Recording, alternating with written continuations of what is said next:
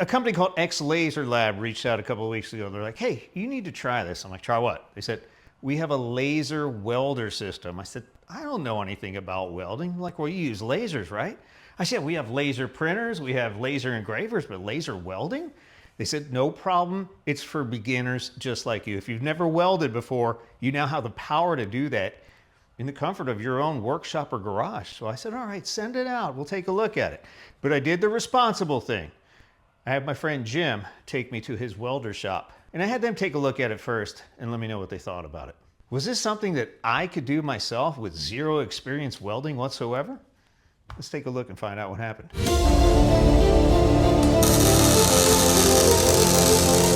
All right, so that put the power to 100%, gave you frequency, and gave you width. It also wound up giving you what the wire figure is. We figured all of that in.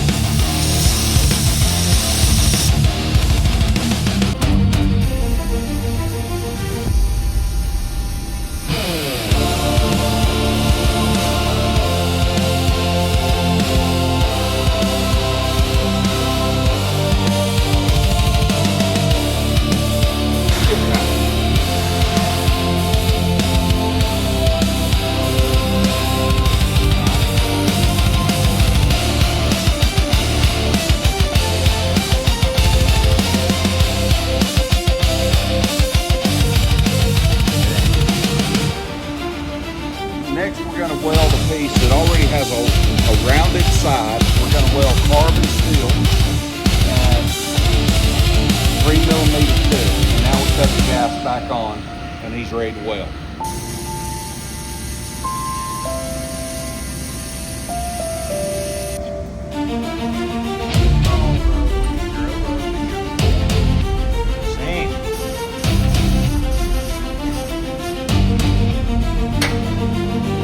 You heard it here first. Stanley D. Gaines said, gonna start fooling with them. They gonna take over. It is the future. Yep. Yeah, it's the future. The X1 Pro Laser Welder, what does it come with? Well, you've got the machine, thank goodness. The key comes with it too, a bunch of connections. Again, this will weld, cut, and clean, and stick around. I'm going to show you one example of each of these in the welder's workshop there. Now, the presets are built in for whatever type of metal you're using. It'll work with steel and aluminum. It comes with a bunch of tips, and these are considered consumables. If you have the wire feeder option, it does not come with wire. You'll need to supply your own wire, so that's important to know. The good news is if you're in a big industrial setting and you have these big 30-some pound spools, it will work with those as well. It appear to feed just fine, so that's good news. I think they said they're using 035, which is a pretty heavy gauge wire, so that is a good thing. Compatible with some industrial applications. So if I were to get this home, I wouldn't be able to connect this to gas. What about that little bottle you have? Not even on the little bottle. Really? So you had to get what? You have to run a regulator to run gas. Okay. If you're running nitrogen or argon. So this is a regulator. I had to wind up taking the regulator, and I had to wind up putting in a male connector here that was male and male, then go into a female sleeve right here that has a little 1/8" feeder, metal feeder coming out right here that I then just shoved that line onto. Wow. All right. So it is kind of rigged. Yes, it is rigged. Yeah. We're only going up to here. We're only going Yeah, up to about 40 pounds 40 pounds. PSI. All right. And that's enough to hold it, that it hasn't blown it off.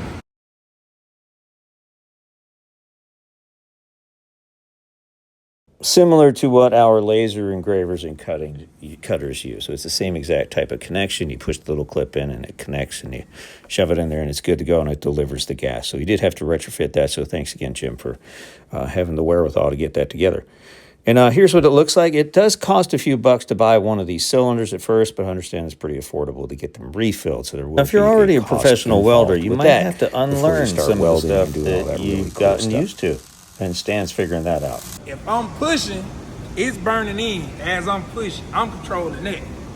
Now, that weld is actually laying down. You have to drag.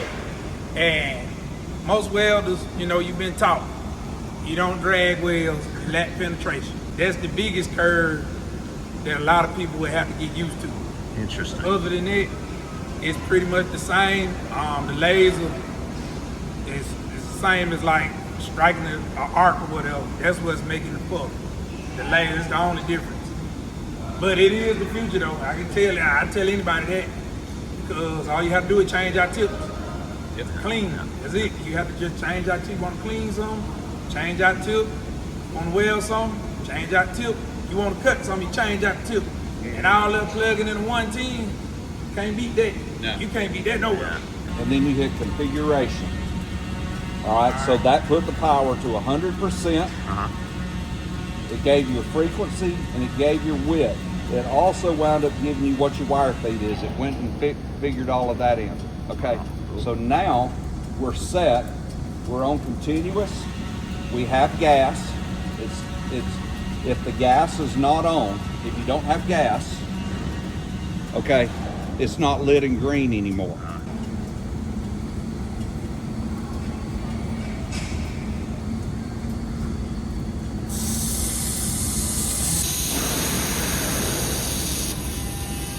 There you go.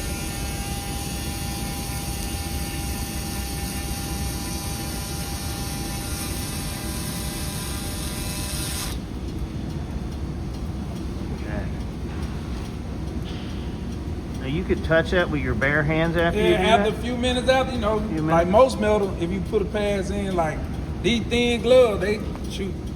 Yeah, penetration. You can tell through the backside. Wow.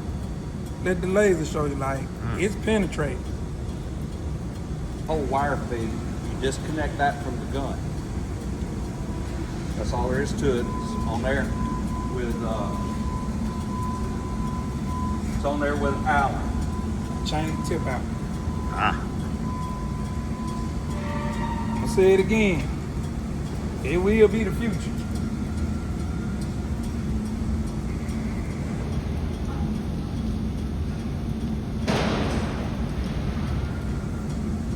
Okay.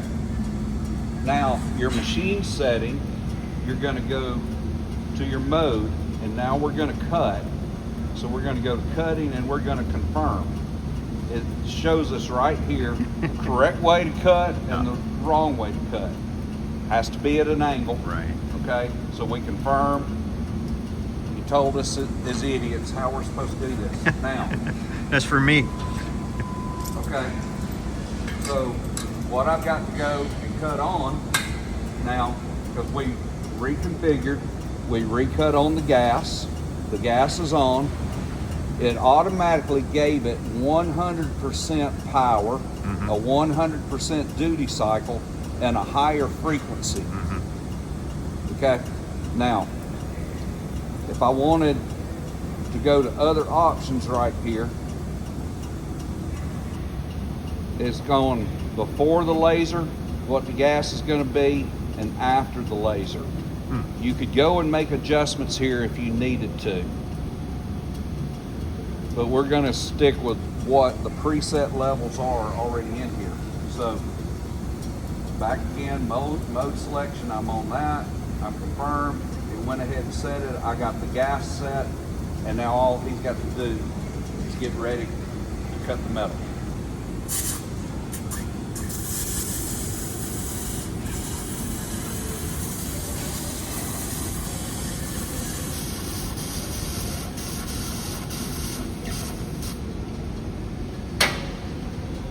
Wow.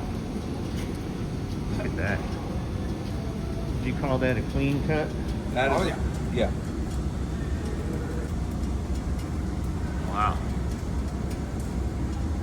Is that about 3 millimeters? Yes. Beautiful. Dang, that's scary. I'm gonna say it again. It will be the future. It will be the future. We want to clean. Again, it gave us a presetting for going on here and cleaning. The only thing that we have to do is after every operation, as a safety function, the gas automatically shuts off to the machine. Good. So you reapply the gas. Now the gas is back on. Go ahead and start doing. So it gives us a width here of what our cleaning surface is going to be. So it's set to do an 8mm wide cleaning surface. So Once again, all you have to do is change the tips out. How do you know which head's which? The label? Inside is a diagram. Oh, but good. Yeah, it got it all marked for you. Everything laid out. Like you have different tips for different functions. Yeah. You could, instead of trying to roll that wire in there, most welders know what I'm talking about. If you're doing a cone, 2 cone pieces, you just lay it up there and you do it yourself. Nice. This is the future. Yeah, man. Change the tip. That's it. You just change the tips with this gun. Like, you can do it all. you can see where he's done some 8mm passes, okay? So it's twice the width of that. But what it does is, if you were going to weld some material with this, one of the first things you'd want to do is clean your metal. So you would actually select cleaning before you ever welded anything. This kind of etches the surface. And when it etches, you've got good fresh metal for laying down a really clean weld. And it'll also help with the penetration because it doesn't have a bunch of gunk and everything it has to cut through that the weld has to penetrate. Right. I don't know. All right.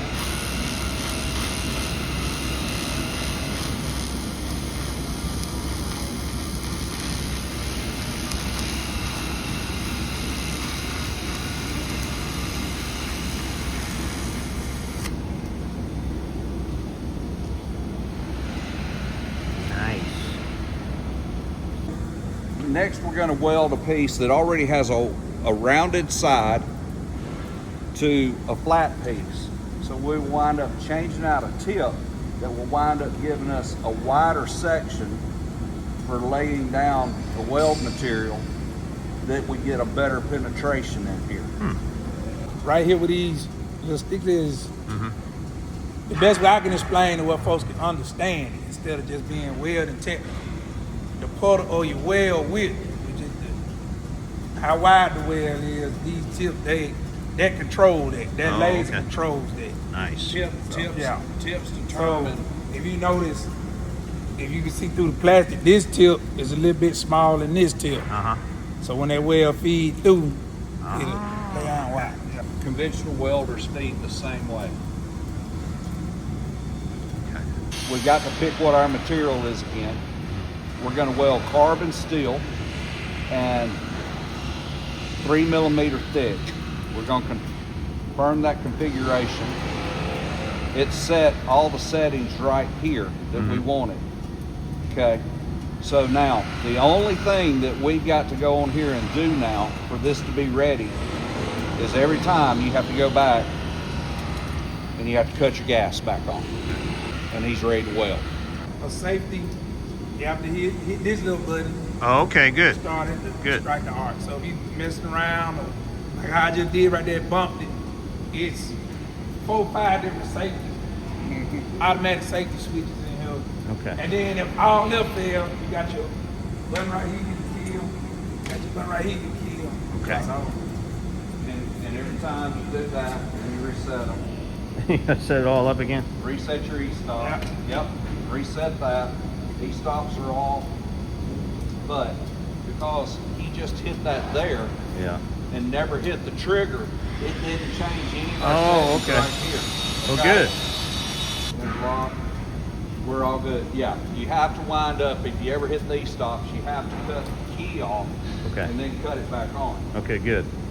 All right. That's a There's nice the feature. gas. All right, so we're ready to go.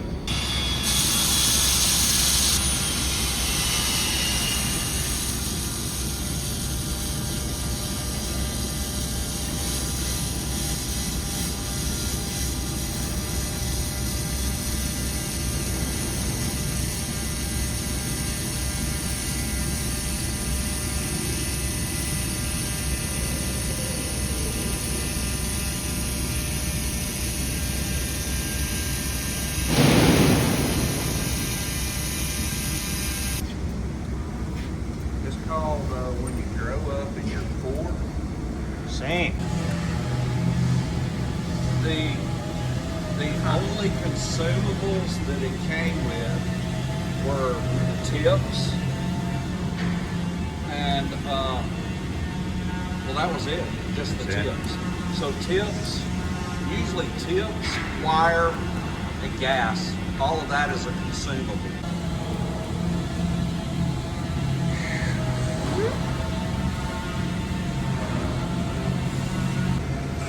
That it's gonna tell you that wire actually is gonna, once it's welding, so like you know.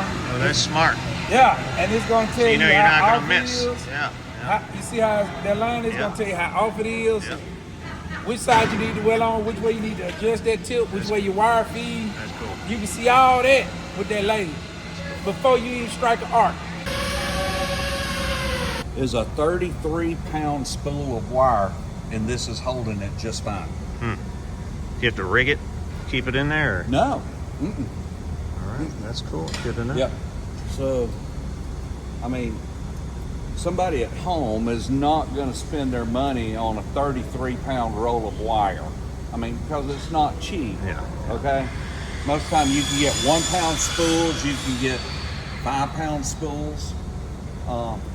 But it just shows the sturdiness of the coiler, of the feeder, that it's actually holding a 33-pound roll of wire. It looks like it's rolling okay, too. It's rolling fine. I mean, it's feeding it right out with no problem. You know, a wire gap when you trying to put a field weld in or something, it won't do that because it got to be tight. It want a good tight fitting to let up, run that single pass.